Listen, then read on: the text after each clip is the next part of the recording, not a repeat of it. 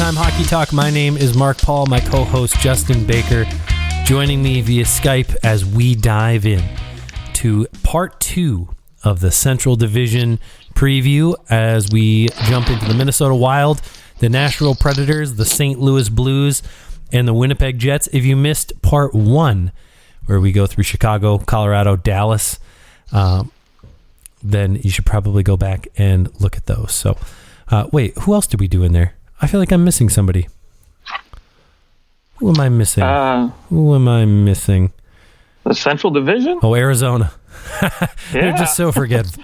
They're just so forgetful that, easy to forget about Arizona. I knew there was someone else that we did in there. But yeah, you can check that out as well. We did the entire Pacific Division in a couple of parts, so you can go check that out. But to start the show today, we're going to jump into the Minnesota Wild, and pretty recent news. We actually this is good timing to do this show because Kaprizov, of course, gets done. They sign him to a 5-year, $9 million a year deal. So Kaprizov, a Minnesota Wild for quite some time. To start it off, what do you think of the Kaprizov deal? Oh my! First off, I'm going to say, don't get me wrong. I think the guy is very, very talented, and he's going to have a lot of success in this league. But with a sample size of only 55 games, and to give a guy $9 million, I know the rumors were running that he was apparently going to get offered like $10 million in the KHL, which literally would have been a whole entire team's salary cap over there. Right. But I mean, you know what? I would have been okay if they had done, a 2 or 3 year deal at this. The only concern I have is obviously it kind of makes things a little bit more difficult for next year because for those who aren't familiar, obviously Zach Parise and Ryan Suter got bought out. The salary cap this year, or the salary cap hit this year for both of those guys, is only $2.3 million. But next year and the 2 years following, it's going to be $6.3 million and then some. So right next year, it looks like they've got, just 16 million in projected space, but that is Goligoski is a UFA. They're going to have to re-sign Kevin Fiala. Victor Rask is gone. I mean, as rough as it is with those salaries coming back in, there's not a whole lot that they have to do. They don't have a whole lot of high-priced contracts to begin with. So, no, but the other concern is, right, so obviously Kevin Fiala is going to look at this deal and say, well, Kaprizov wasn't even a point-per-game player, and you know what? Hey, I was pretty much not as close, but I was pretty close to his pace as far as production's concerned, and I'm still the guy put up 20 goals last year, so he's going to be probably looking for somewhere north of 7.5, I would assume. Yeah, absolutely. I would think that there's no way he gets less than 7. Especially because he's 25 years old. So I think that he's got one more year of RFA status, and then he could be a UFA. So now you're going to buy UFA years. Right, exactly. So that might even cost you more money, right? And then you got to look at Jordan Greenway as well. He's still a very productive middle six guy for them. And at 24 years old, he's going to want, I would assume they're going to try to get a bridge deal done with him too. But yeah, I would think $4 million plus for a guy like that. So you look at those two contracts combined, and you're getting pretty close, with signing, assuming they sign, they'll have 4 defensemen on contract next year. So now you got to get a couple more guys signed, and I'm assuming they'll probably bring in another guy to round out their top 4. So that's going to push it to that $16 million easy. And then you look at the goaltending position, and Kaapo Kähkönen is going to need a new deal. And have you seen the deals that some goaltenders are getting, like Cal Peterson signing for $5 million a year for the next 3 years? Right. I mean, that's goaltenders are starting to get paid too. I think your one saving grace is going to be Ken Marco Rossi, who was their 9th overall pick last year. It's looking like he, I would probably be disappointing if he doesn't make the team, at least to get a little, like the first 9 games of the year, before that 10th game kicks in, that he makes this team and gets the opportunity. That's going to be what they need. And if they can get Rossi, at a decent production level on his ELC, I mean, that'll be massive for the Minnesota Wild and what they'll have moving forward. If you have an impact player in your top six who's making $925,000 or $894,000, whatever, then that's a huge win, and that may be the case for the Minnesota Wild. So, if that happens, that kind of makes up for maybe a Victor Rask leaving or some of that big salary of Kirill Kaprizov. But $9 million in the end, if he can do again what he did over the course of 82 games, you're not mad about $9 million. I mean, he was more than just, it was more than the points for Kaprizov. I mean, he came in and this team was changed. Do you disagree? Yeah, no, I'll give you that. I think there was a new attitude. It's almost like they became the Vegas Golden Knights of the Mid North, or Right. Yeah. Some different vibe about them that all of a sudden it was like, okay, the Minnesota Wild, like they're for real. Yeah, I enjoyed watching them, and I had my doubts going into this year, and I completely agree with you. I think, again, if the production stays where it is, the $9 million is totally worth it. I just have issues giving guys big money like this early in their career with a small sample size like he has. Now, the other concern I have for Minnesota is obviously their lack of a number one center. You mentioned Marco Rossi's name, him coming off, not having skated at all last year. Obviously, I don't think he's going to be in the position to fill that role now. Maybe a couple years down the road, yes. But right now, Joel Eriksson-Ek looks like the guy that they're going to go to. And, for me, I don't feel great about him being my number one. But then again, Vegas's number one is Chandler Stevenson. So right. Yeah, exactly. So I think this team as a whole, I think they're good enough to compete in this division for sure. Yeah. And you got to look, this team isn't necessarily built. They're not built with a ton of star forwards outside of, like, of course, Kirill Kaprizov comes out of nowhere and changes the fortunes of this franchise. But really, the place they were building from is the back end, right? Like Jared Spurgeon, Jonas Brodin, Matt Dumba. You've got those three guys. They're locked up. And then they go and they pull in Alex Goligoski, Dmitry Kulikov, and to a lesser extent, a Jordy Ben. And they're, the back half of their back end kind of short up a little bit. I mean, Alex Goligoski, not the same player that he was when Pittsburgh's winning the Stanley Cup by any means, but he is still someone who's going to put up 30 plus points in the regular season. And, he's a great guy to have on that second power play. He can play in the top four. You can move him down into that bottom pairing.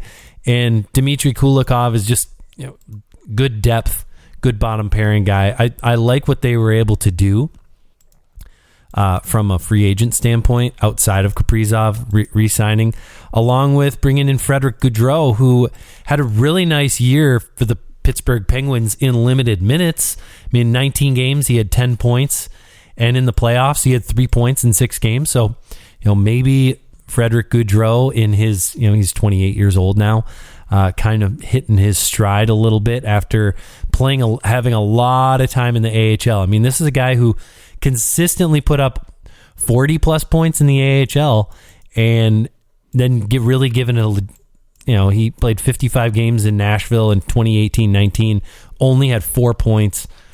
Last year, he gets a decent opportunity with Pittsburgh and is able to produce a little bit. So we'll see if that deal, him coming in and maybe playing in the bottom 6 for sure, if he can go and maybe put up 25, 30 points, that would be a big thing for them as well. And then, of course, you got to like them getting Nick Bjugstad. That's yeah. I mean, he's there last year. Here again, he put up 17 points. He's probably somebody who you could count on for close to 40 points. They're getting it done from in terms of their bottom 6. Like there's no shortage of depth for this team, and I think that's what I like most about them outside of a Kaprizov. I like Kaprizov the most. Yeah, right. Well, I mean, listen, if Gaudreau, Bjugstad getting in at a really cheap contract, and between those two guys and Victor Rask, I think they have plenty of depth down the center position as far as maybe your 2, 3, 4. Assuming that they want to slot in Victor Rask maybe at that number 2 spot behind Joel Eriksson-Ek. But regardless, I think if you put any combination of these three guys in your bottom six at the center position, you're looking at it and you're saying, okay, we're going to do really well. I think they're set there. And so, again, you talk about the depth, and really when it comes down to crunch time, when you're competing in the playoffs and going deep, having that depth down the middle there is going to be very, very valuable. Yeah, I guess now that Kaprizov's been signed, to me the biggest question is, well, twofold. You got to ask, was last year kind of a fluke? Like, did they overperform? Did Kaprizov overperform? Which therefore, the rest of the team overperform? And then you look at really the biggest loss of the offseason is losing Ryan Suter, who they chose to lose. They bought him out. Ken is bringing in Alex Goligoski, Kulikov, and Jordy Ben. Kind of almost like, yeah, we lost one guy, but we can bring in three. Is that going to be enough to fill the minutes that he was able to go out there and play? I mean, he could still play 28 minutes a game, and now suddenly your D-core is that's going to have to be spread out amongst all six players. I mean, not that you're worried about Dumba or Spurgeon, but is that going to be enough? Because Ryan Suter was still an effective player. Yeah, I think obviously you're probably going to see a few more minutes out of their top three guys, and that top pairing is Spurgeon and Brodin is definitely going to get close to 28 minutes a night, I would assume at this point.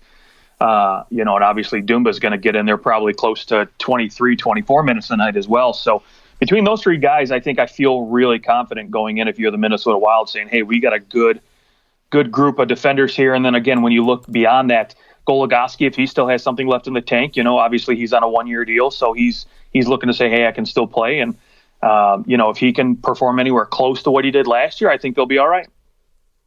All right. Let's move on to the Nashville Predators, who they made at least one big splash. I think that you could consider a big splash as they bring in Cody Glass from the Vegas Golden Knights, as they're kind of involved in that little three-way trade. And Cody Glass, I mean, there was a need for a talented forward, someone up front, a centerman who could come in and do something interesting here. And I think that is, that's probably their biggest addition. I know they brought in Philippe Myers, David Rittich, but a lot of players headed out. I mean, Victor Arvidsson, Ryan Ellis, Pekka Rinne retires, Calle Arncroke, and Eric Haula all out for the Nashville Predators. And this team is, for all intents and purposes, in my opinion, has begun some sort of a rebuild. Yeah, are we in rebuild mode, or are we in like maybe we'll just like kind of see what happens here? What's going on with the Predators from your standpoint? Yeah, I think if you're David Poile, you're not saying the word rebuild, but I think slowly you're going to start bringing in maybe pieces and almost doing like a slow exchange, right? You're going to slowly, get rid of a couple guys, bring in a couple new fresh faces so it doesn't look like a complete rebuild, but you're doing it slowly, right? Because, first I look at obviously the retirement of Pekka Rinne. I think that's a huge loss in the locker room. But now I think for UC Saros, it's officially his net, right? Sure. I mean, he was fantastic last year. He gets the extension. $5 million for the next 4 years is going to be good for him. They're going to be set in goal, obviously, what they do in the backup position. Maybe David Rittich comes in and has sort of a rejuvenation. Yeah, Rittich is, I think we know what Rittich is, right? Like he's right. Like a 900 somewhere. I mean, I know 4 games with the Leafs, he wasn't great. But other than that, he's basically like a 905, maybe a little bit better in terms of save percentage. It is really funny. His like one playoff appearance in the NHL. I think he only played like for a period, but his goals against average is 9.99 because he only played one game, and his save percentage is .667. So hopefully the Predators don't have to use him in the playoffs, if that's any indication. Yeah. So I mean, Predators bring in Philippe Meyer, who he's coming over from Philadelphia. I think he was in that Cody Glass trade as well. And I mean, he's likely going to play in that top 4 along with Roman Josi, Ekholm, and like a Dante Fabro. So it'll be interesting to see what they can kind of piece together, because they don't have a lot of depth defensively, something we're not used to saying with the Predators.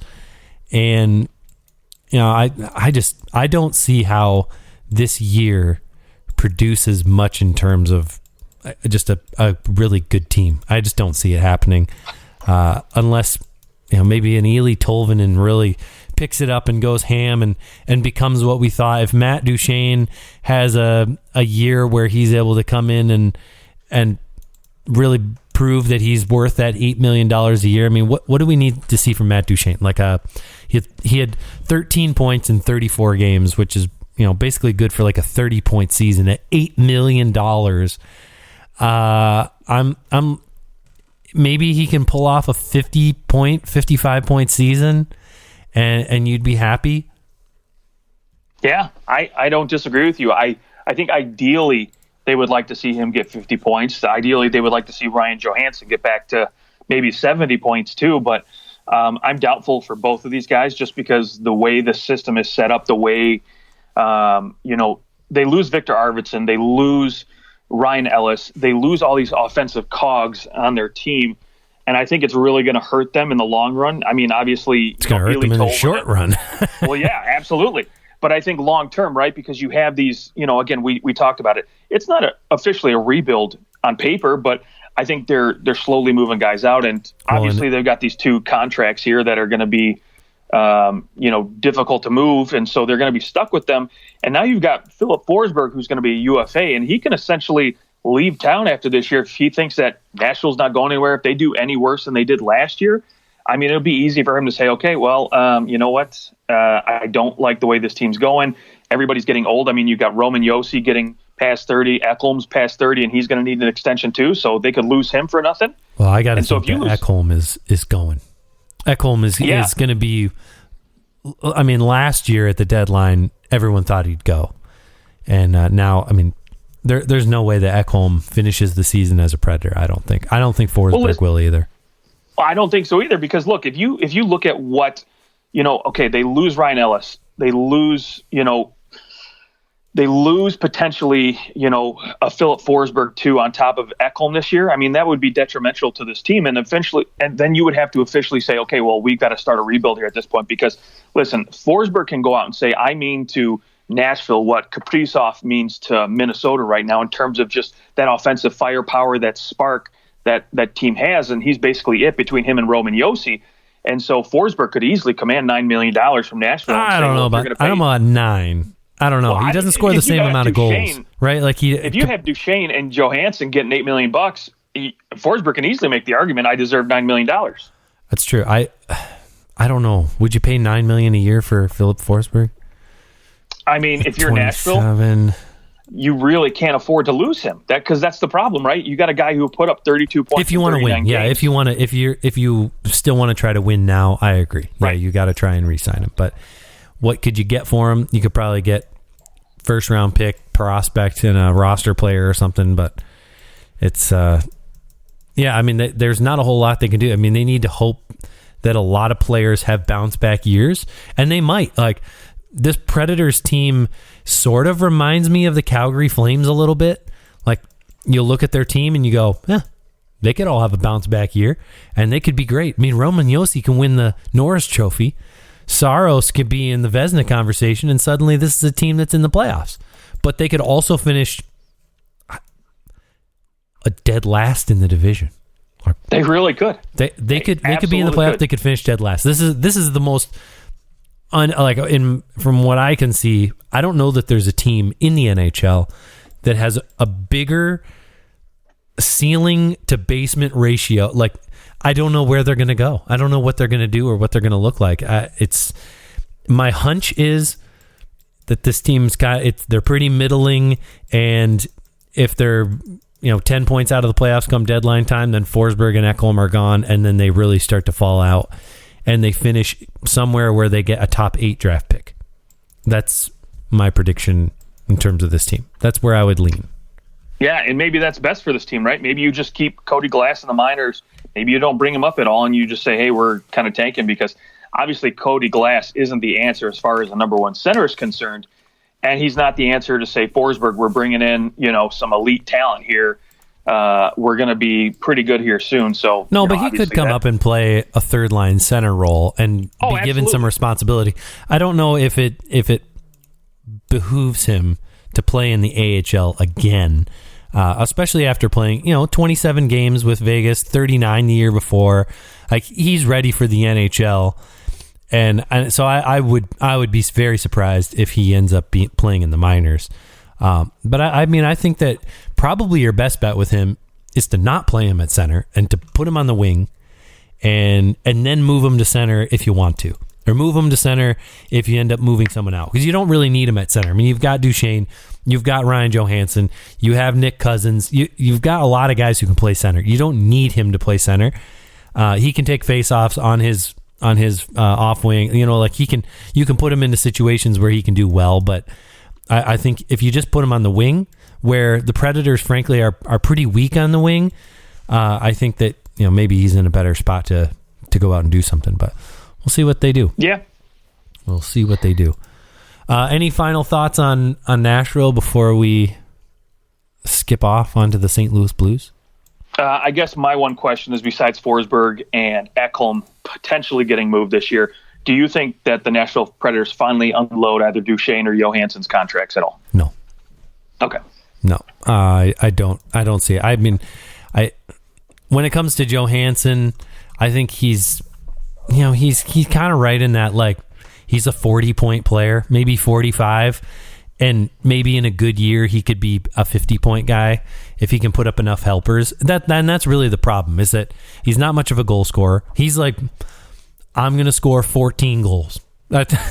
He scored 14 goals 3 different times in the last 4 years, not counting last year where he had 7. But I don't see it. And Matt Duchesne, I don't think that there's the same kind of desire for Matt Duchesne anymore. He's really kind of fallen off the map. 6 goals in 34 games. I mean, you're looking at a guy who's going to score you 12 goals, maybe 15 goals, and he's really not doing much from a helper standpoint.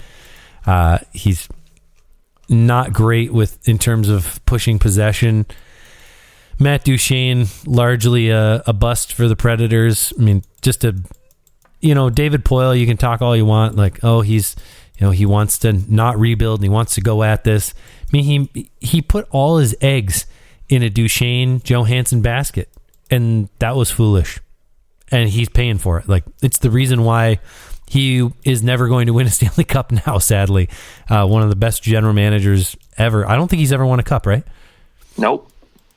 Maybe the best general manager in the history of the league without a Stanley Cup. Like, he'll probably be in the Hockey Hall of Fame, even though he's never won a Stanley Cup. But anywho, tragic. Nashville Predators, most surprising player? Who do you got? Ooh. Is there anyone on there that like you think could blow you away? Yeah, I think we might be surprised by Dante Fabro this year. I think now with Ryan Ellis gone, I think Fabro is poised to take some big minutes here and really see what he can bring to the table. Okay, Dante Fabro. I'm going Eeli Tolvanen. 22 points in 40 games last year, 11 goals. I think that he could potentially put up 25 plus goals and put up 50 points, which would be huge for the Preds. So, and at $1.4 million. Yeah, for the next 3 years, which would be great for them if they could pull that off, because they need someone to step it up that's not making a lot of money, because God knows the people making a lot of money aren't going to do it. Okay, St. Louis Blues adding a couple significant players, Pavel Buchnevich and Brendan Saad to the St. Louis Blues, but they lose Sammy Blais. A big hurt Jaden Schwartz goes to Seattle, and Mike Hoffman heads over to the Montreal Canadiens. But despite a couple nice additions, hurtful subtractions, there's one player who I think everyone's going to be focused on, and that is Tarasenko. Is he going to get traded before training camp? It doesn't look like it. It looks like he's going to start the year with the Blues, which is shocking. And what's going to happen with this saga of Tarasenko? Like, a guy that clearly doesn't want to be there is going to be forced into playing. What does this year look like for Tarasenko and the Blues? Yeah, I think he's probably going to have a sit down and listen. I think management, Doug Armstrong, Berube, is going to say, hey, you know what? Go out there, play your butt off and basically show us that you're still that point per game, that elite goal scorer that every team in this league wants. And if you can do that for us, if you can produce, there's going to be a line of suitors around the door, and we'll be able to trade you that much easier. And I think, obviously St. Louis doesn't want him to go. I'm not sure what the relationship's like. I'm not going to, speculate and say that, oh, you know what, it's mendable or it's completely broken. There's no repairing it at this point. And so I think the smart thing to do for both parties would be for him to go out and play his butt off and play really, really well. So one, more teams will be willing to take on his contract, and two, St. Louis can get more out of him. Yeah, I mean, if he plays really well, I don't think they're going to trade him.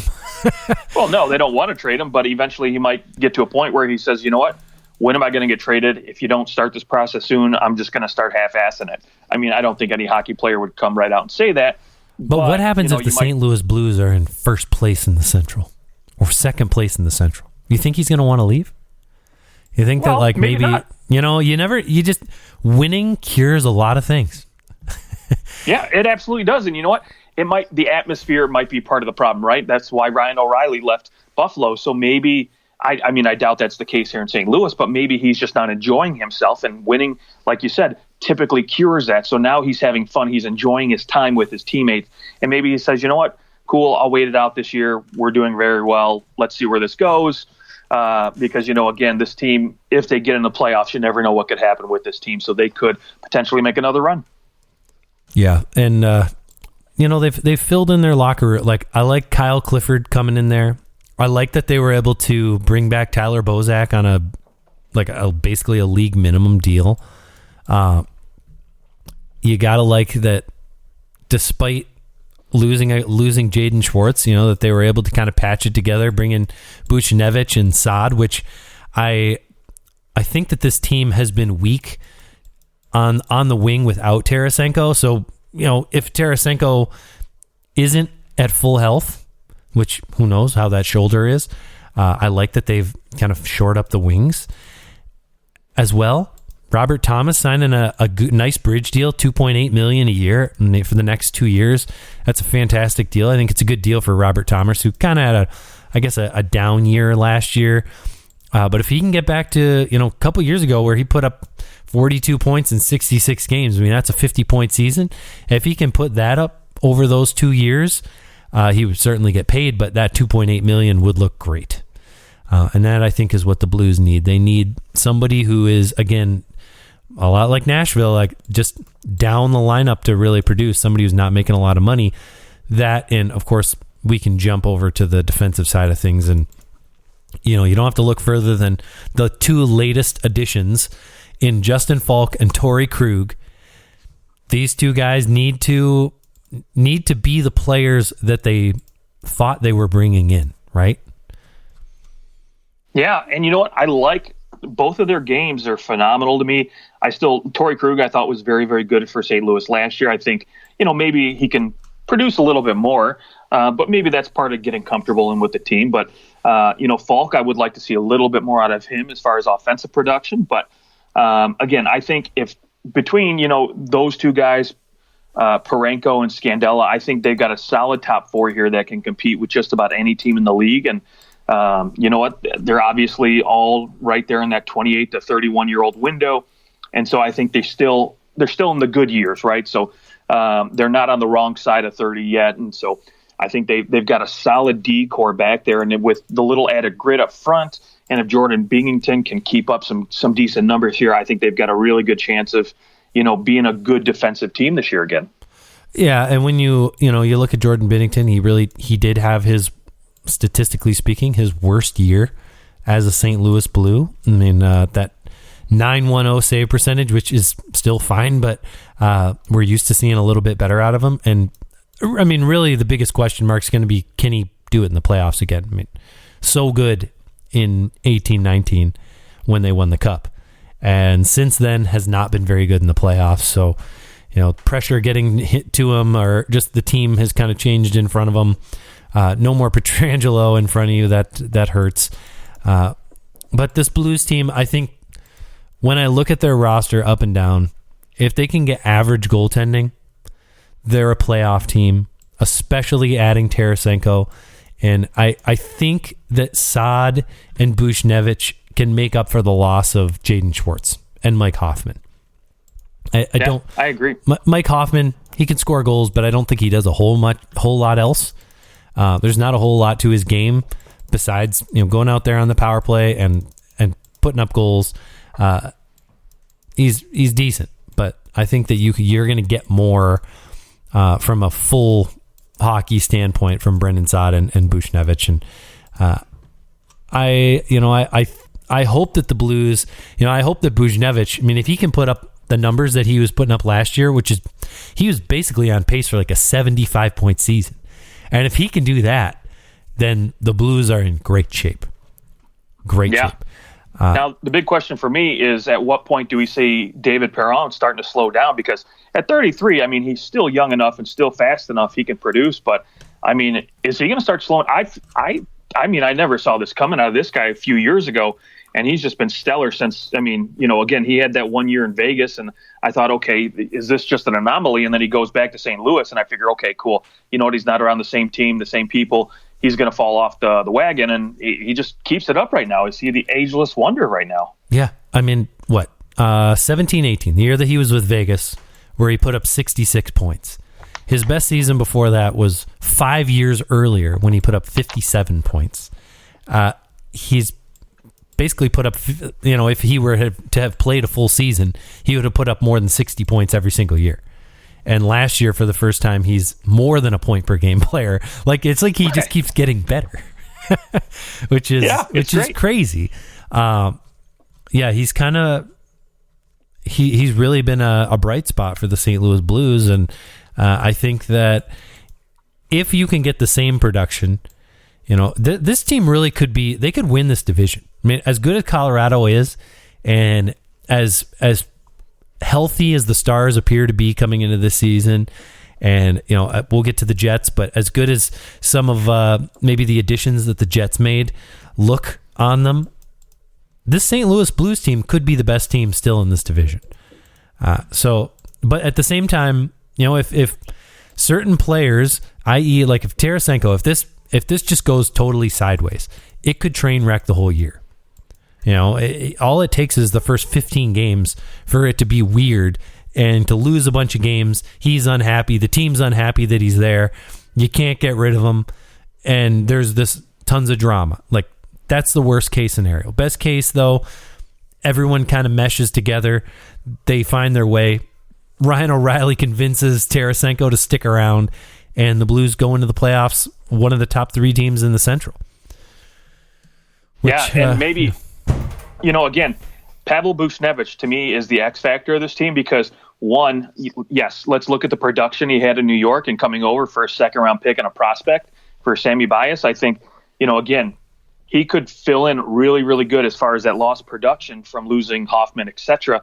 But on the flip side, the X factor to me is the fact that he is also Russian, and Russian guys love being around other Russian players, especially big-name guys, right? So, again, Tarasenko, being a Russian, maybe him and Buchnevich hit it off. They form some sort of bond. Maybe they play on the same line together. They get some good chemistry, and now it's like all of a sudden, well, shoot, you don't want to leave. I like being around. Yeah, I don't want to leave now. I like this guy. I want to stay around.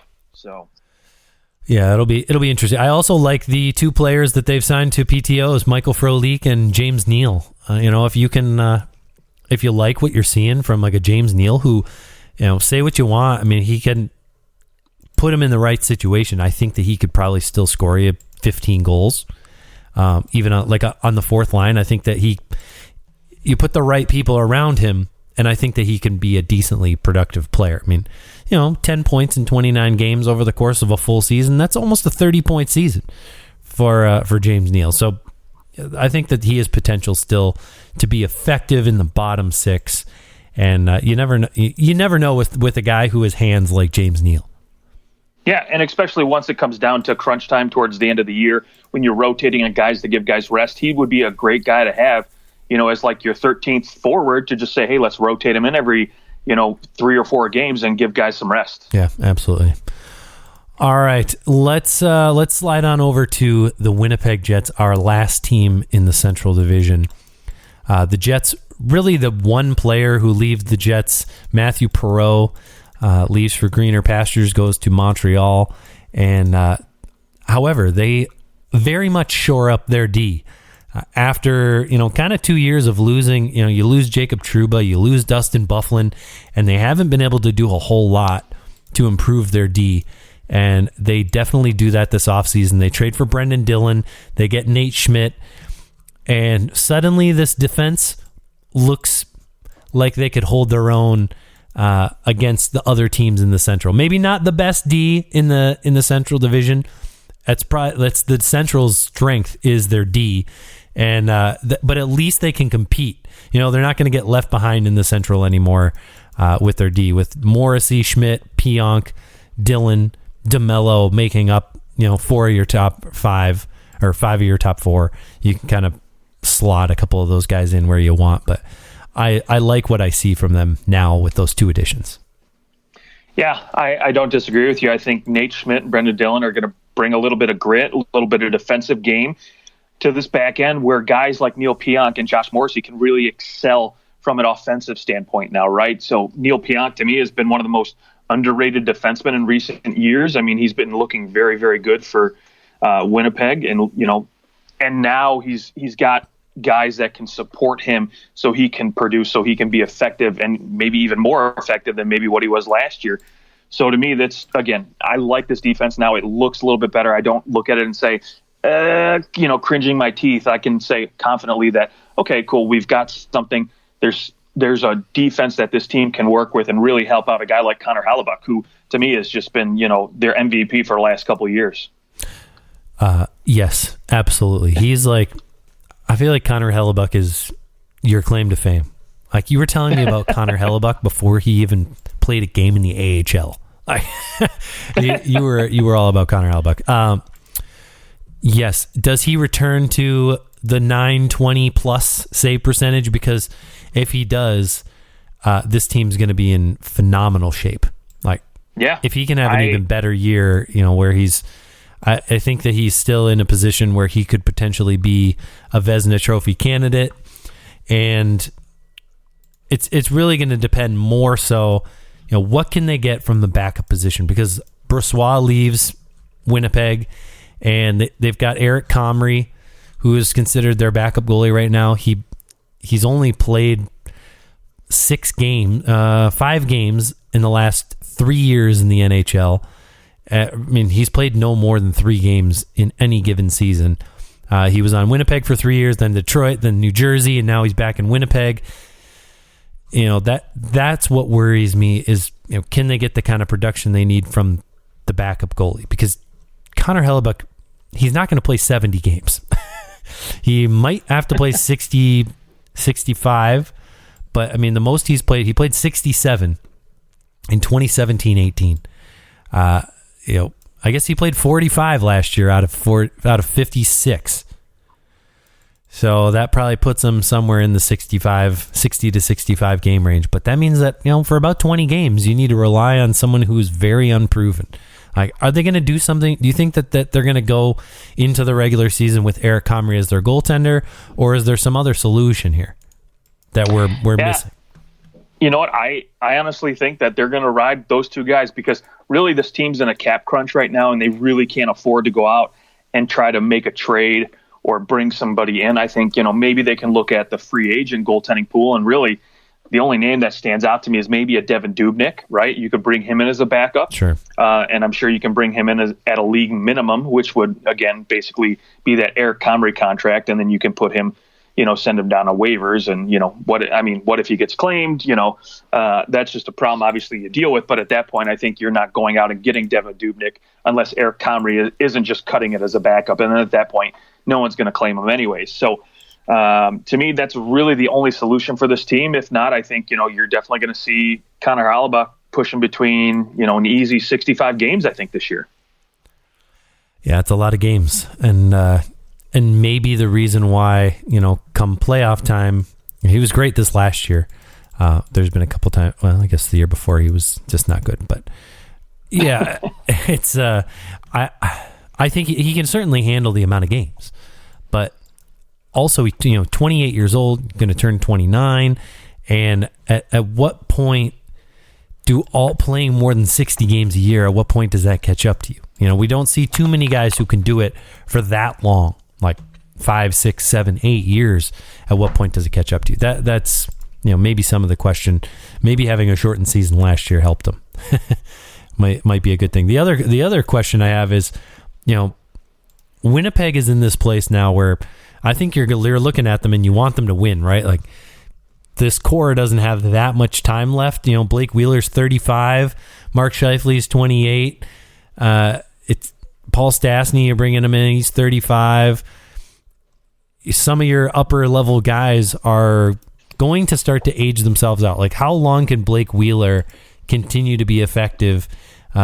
He puts up almost a point per game. He's fantastic, but usually, now we're over 35. Like, he might have another good year, but is he going to have a point per game season at 36, at 37? Like, we're starting to get there.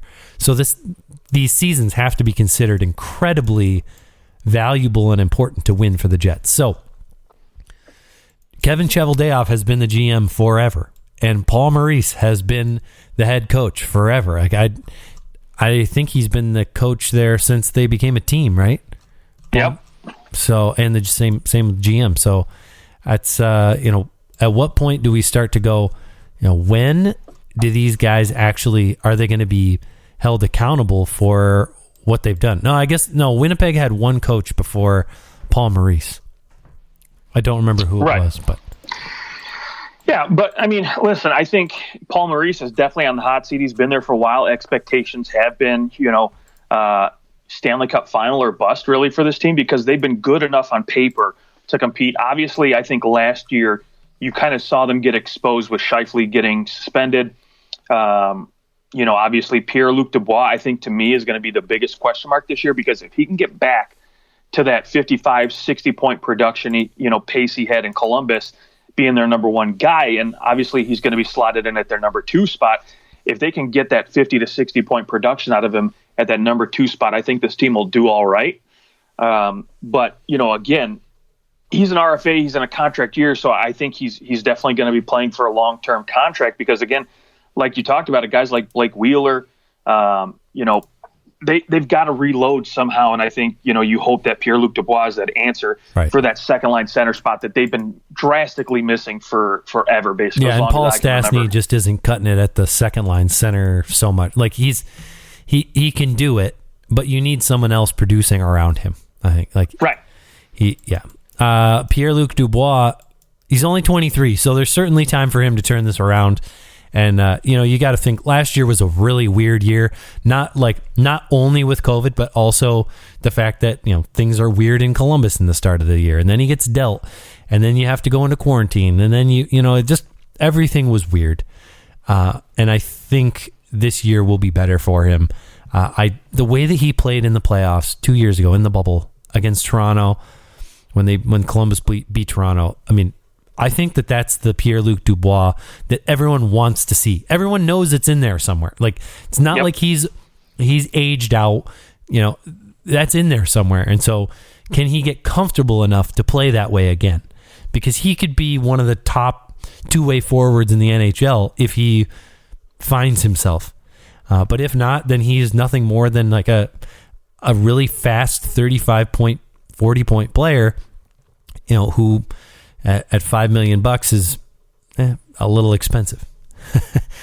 but if he can go and put up 55 points from the center position and be a potential number 1 center, especially if Scheifele goes down, then you're in a much better position. And Mark Scheifele has had some bad luck in the playoffs the last 2 years. Hasn't been able to finish the playoffs either year. So that certainly may be a reason why the Jets haven't been able to find themselves out of the first round since 2017-18. And this year, with the Central being pretty open outside of maybe Colorado, I think that this is got to be a year that Winnipeg pushes the pace and tries to really advance through the playoffs here too. But I do have a question about Hellebuck. I want to give you an over-under. My over-under is 68 games. What do you think? Over or under for Hellebuck? 68 games played. Oh, jeez. You know what? I'm going to take the even on this one. You're going to say 68 games dead on. Yep. That's where I'm going. I think it's dead on. Damn it. I should have said 67 and a half. So if I say 67 and a half, you're going over. I'll take the over. Yep. Let's go. Let's take the over. Okay. All right. 67 and a half. Anything else you want to hit on the Winnipeg Jets before we give our Central Division playoff predictions? No, let's jump into it. Okay. I want you to tell me who you think is going to be dead last in the Central. All right. Dead last. Easy pick, I think. That's the Arizona Coyotes. Okay, we're there. We're on the same page. Number 8, Arizona Coyotes. Number 7. I'm going Nashville Predators. Okay, going Nashville. I have to agree. I don't, what I said in the preview, that I just don't see them being the team that in the end makes the playoffs, and I think that they'll sell off, and that'll drop them a little bit. Yep. Okay. I feel like once you get rid of those two teams, it really becomes harder to make a good prediction here. But who do you have at number 6? Yeah, it's really a crapshoot at that point, right? You could roll the dice and pick any one of these teams. You know what? Honestly, I'm going to throw it out there. This is going to be crazy. I don't think it'll happen, but I like the idea of this possibility just because I hate the contract. I'm going to say Minnesota finishes 6th. Minnesota. So you think Kaprizov is going to take a step backwards? Yeah, I don't think he plays as good as he does.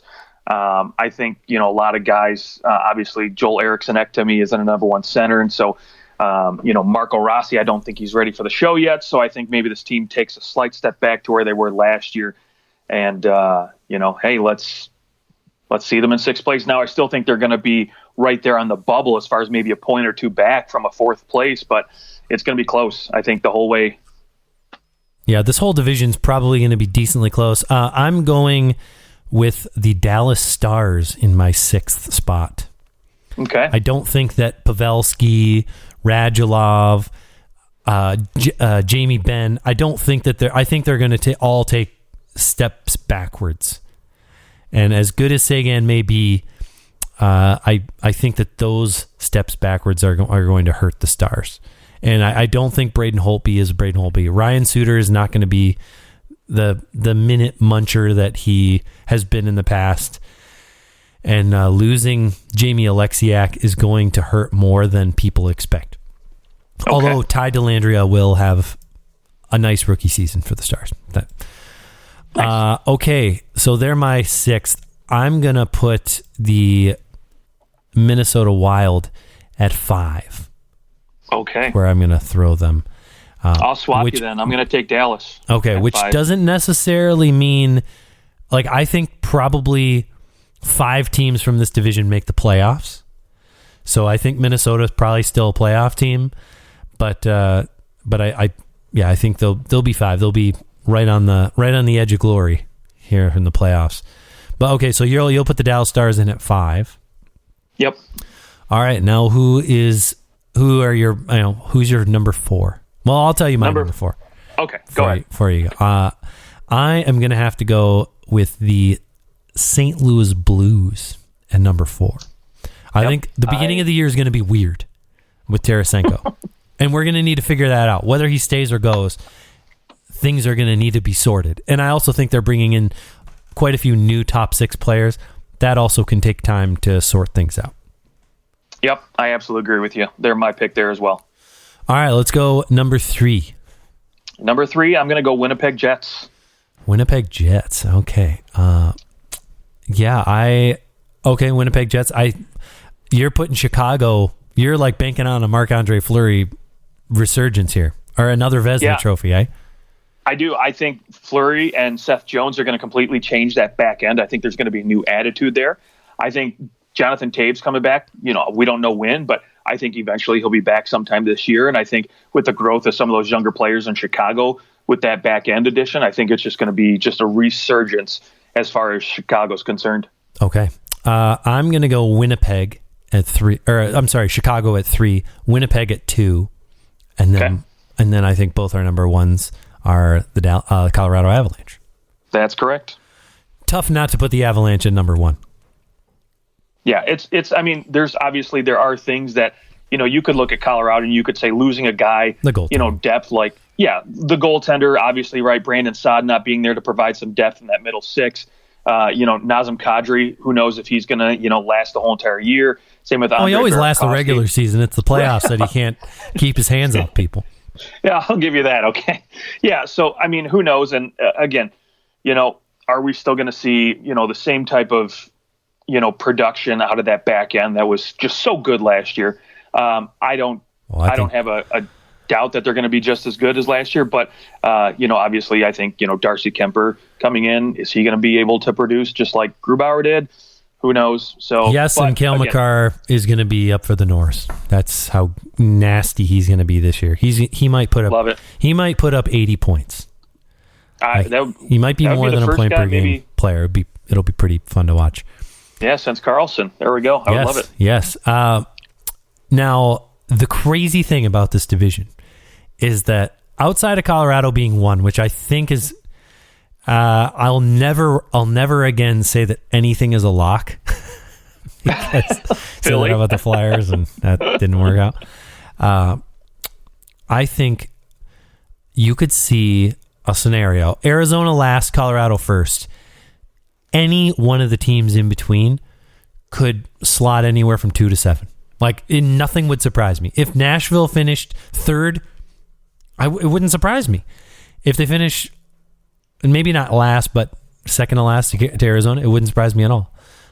Winnipeg, I could see a scenario where they really struggle, and they just can't find their offense, and they falter, and they end up dropping way down in this division. Maybe not as far as 7, but if a couple things go wrong, things could go really strange in this division.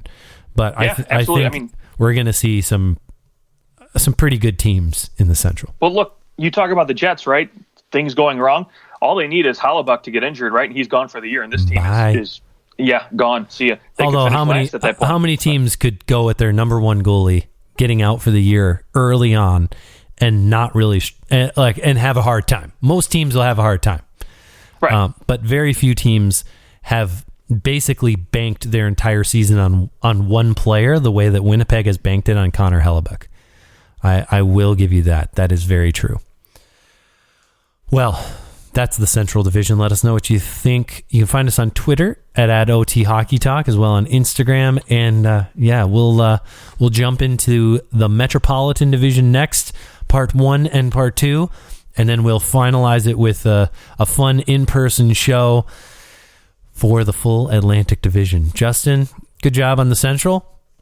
And to you as well, sir. All right, and I'll talk to you soon.